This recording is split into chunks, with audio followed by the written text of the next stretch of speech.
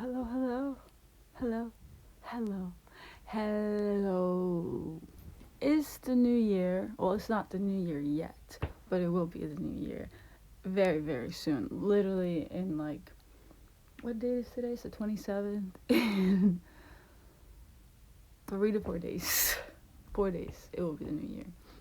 But, um, yeah, I guess I just wanted to celebrate the new year because it's a beautiful year. I'm excited for it and not so excited for it at the same time. Like every year, I feel like it's like the same thing. I noticed like we'll be like, oh my god, the year went by so fast. I feel like I didn't appreciate the year enough. Why do we feel like we haven't appreciated it enough? You know what I mean? We always, I feel like as people, I mean, I'm not saying this is for everyone, and just in general, it's just kind of interesting to me how like 365 days pass by and suddenly we're like, shit, it's literally gonna be another new 365 days, and I lived this one so fast. I didn't appreciate it enough. I didn't do enough. But I think in at a point of ending a chapter, we constantly always feel like we didn't do enough for the previous chapter. But I think that's just something that we're always gonna feel and accept. And a lot of the times, um, we overcompensate for that by doing too much and overdoing it and putting ourselves down. But I feel like within this new year, within this last end of the year, we should also celebrate the last, well, not last, but like the end of the year and celebrate the new year, because I feel like everyone is so like rushing to start the new year, start this new chapter, start this new thing, new habits or whatever. But I think it's great to reflect on the year that you have spent, that you've lived, the 365 days that you have, because they're just as valuable and they're just as important, because that's what literally creates the story for the new chapter within the new year. You know, like it's like, and it's like I treat it like, I feel like I treat every new year um as like a book in a sense. You know, in a book, every chapter you flip through, it's like a story. And so I think a lot of the times we do ourselves a disservice by putting ourselves down and by being so hard on ourselves and literally feeling like we didn't do enough when what we did was enough. Okay, what we did was enough, and you just have to literally tell yourself that, even if you feel like you're lying to yourself. And be very like honest with yourself. If this is, if like the thing that you think wasn't enough, like was it really not enough, or were you just being so hard, too hard on yourself? Because I mean, what happened. You're already here within the last couple of days left.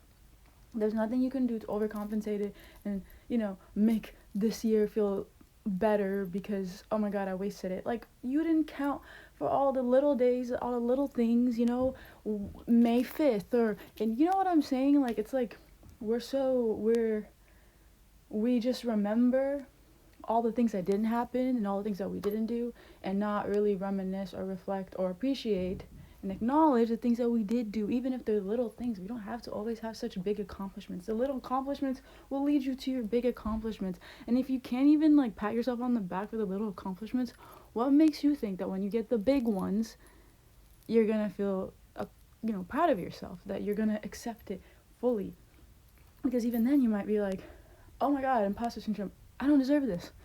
you know you have to, it's like the concept of loving yourself when you have nothing, so that way when you do have something, you still love yourself the same plus more.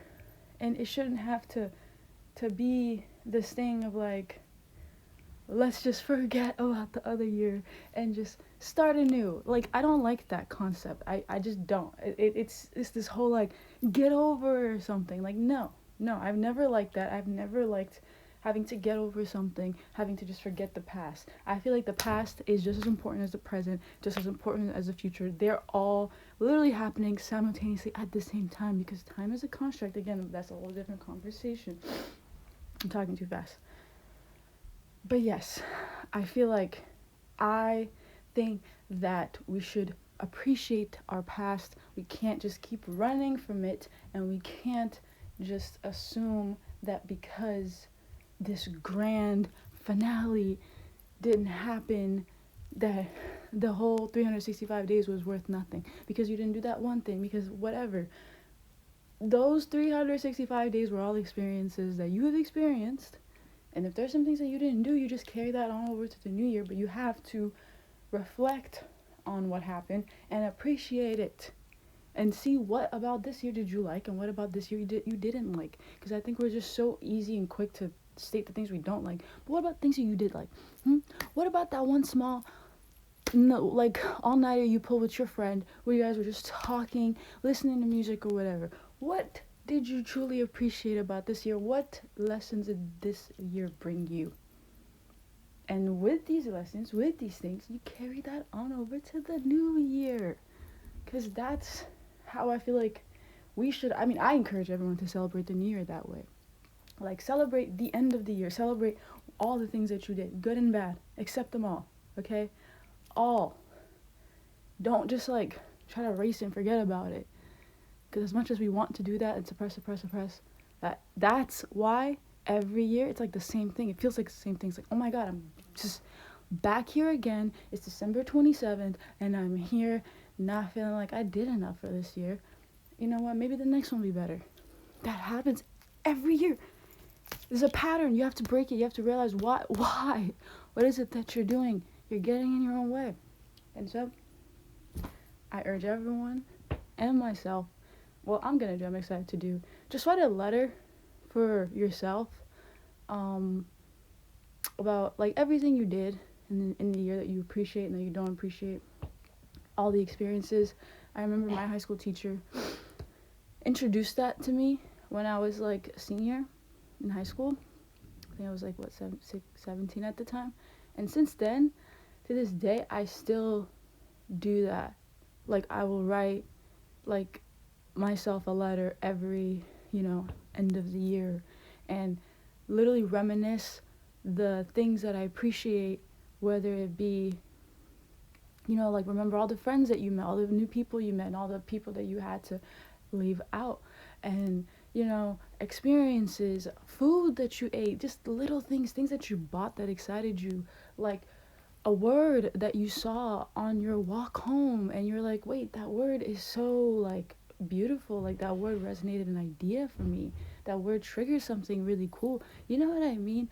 Or just things about yourself that you discovered that, like, oh my God, I don't like that about myself, that's something that I've been doing, just those little things. I think we should, like, I urge you to write, and I like to write, and just reminisce and reflect and accept it and love it for what it is.